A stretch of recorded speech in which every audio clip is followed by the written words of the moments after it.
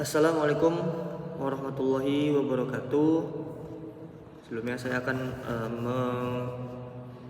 mengumpulkan tugas UAS yang berbentuk video, yaitu tentang judul saya tentang penerapan nilai-nilai kemanusiaan dalam etika profesi perspektif mahasiswa ekonomi pembangunan untuk pembangunan berkelanjutan. Sebelumnya izinkan saya perkenalkan diri. Yaitu nama saya Abdul Khor Asidik, NPM 23152100051. Saya berasal dari Prodi Ekonomi Pembangunan. Sebelumnya saya akan menjelaskan latar belakang, yang mana latar belakang ini pentingnya penerapan nilai-nilai kemanusiaan. Kemanusiaan sebagai landasan norm moral dalam etika profesi. Pembangunan berkelanjutan memerlukan integritas, keadilan, dan jawab sosial. Selanjutnya ada Pancasila sebagai dasar negara, yang mana di situ menekankan nilai-nilai fundamental dalam interaksi sosial dan profesional. Selanjutnya ada peran profesional. Profesional diharapkan untuk mempertimbangkan dampak sosial dan lingkungan dalam setiap keputusan. Selanjutnya ada tujuan penulisan. Identifikasi nilai-nilai kemanusiaan, mendeskripsikan nilai-nilai dari yang relevan dalam etika profesi di bidang ekonomi pembangunan, yaitu mendorong kesadaran sosial, yaitu meningkatkan kesadaran mahasiswa tentang tanggung jawab sosial sebagai calon profesional. Selanjutnya ada etika profesi. Adapun definisinya yaitu seperangkat prinsip moral yang mengatur perilaku profesional.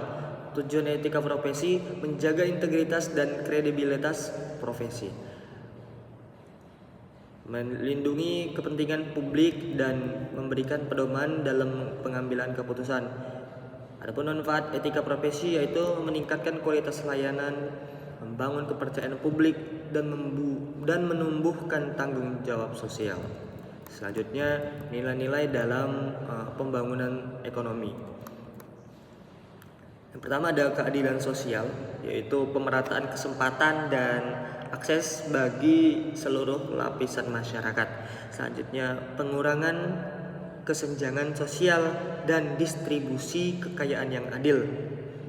Adapun dalam keberlanjutan, yaitu mempertimbangkan dampak lingkungan dalam setiap kebijakan pembangunan dan penghormatan terhadap hak asasi manusia dalam proses pembangunan.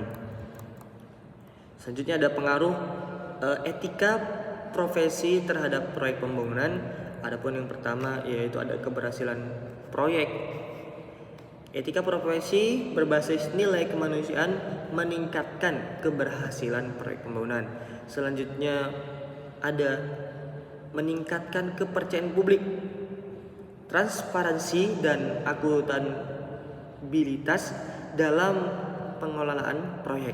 Selanjutnya ada minimalkan konflik, yaitu mengedepankan dialog dan kolaborasi antara pemangku kepentingan. Selanjutnya ada pembangunan berkelanjutan, yaitu memastikan proyek tidak hanya menguntungkan secara ekonomi, tetapi juga secara sosial dan lingkungan. Selanjutnya ada tantangan dalam penerapan nilai-nilai kemanusiaan, yaitu konflik kepentingan. Yang pertama konflik kepentingan, yaitu tekanan untuk mencapai hasil finansial dapat mengabaikan prinsip kemanusiaan. Selanjutnya ada kurangnya kesadaran dan pendidikan etika, yaitu pendidikan etika yang tidak memadai di kalangan profesional muda. Selanjutnya ada tekanan ekonomi dan budaya korporat. Apa itu tekanan ekonomi dan budaya korporat? Yaitu budaya yang mengutamakan laba, seringkali bertentangan dengan nilai-nilai kemanusiaan.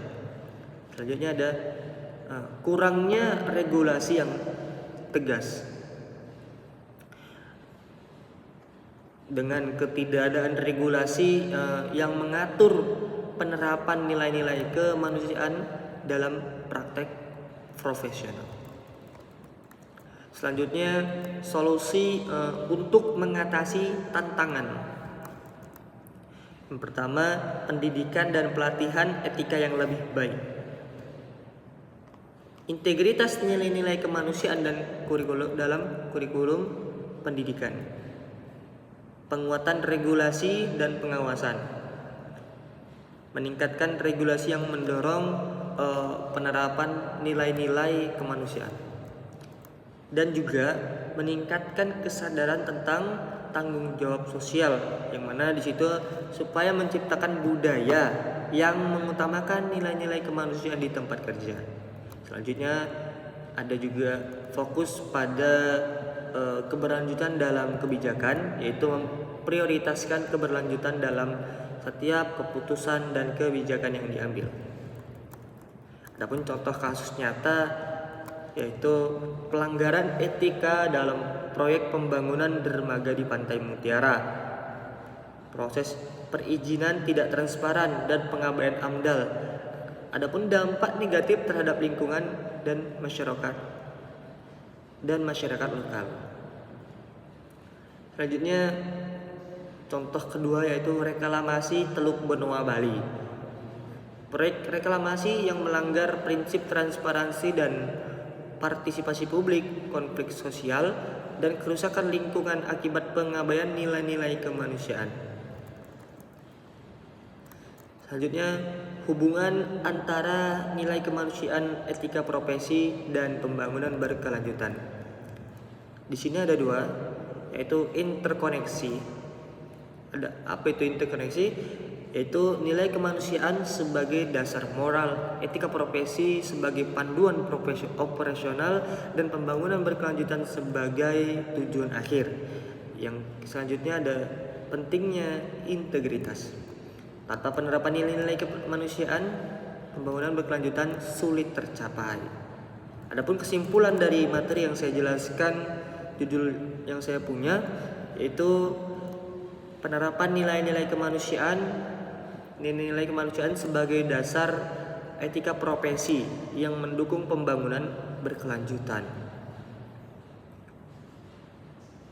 Adapun di sini peran mahasiswa, terkhusus mahasiswa ekonomi pembangunan, memiliki peran strategis dalam memahami dan menginternalisasi etika profesi. Adapun sebagai tantangan dan solusi, tantangan dalam penerapan nilai-nilai kemanusiaan memerlukan pendekatan terstruktur untuk mengatasinya. Jadi dalam kita membangun bersama-sama, ya kita harus mempunyai etika profesi. Mungkin cukup sekian presentasi dari saya. Kalau banyak kurangnya, banyak salahnya, saya mohon yang sebesar-besarnya. Sekian, assalamualaikum warahmatullahi wabarakatuh.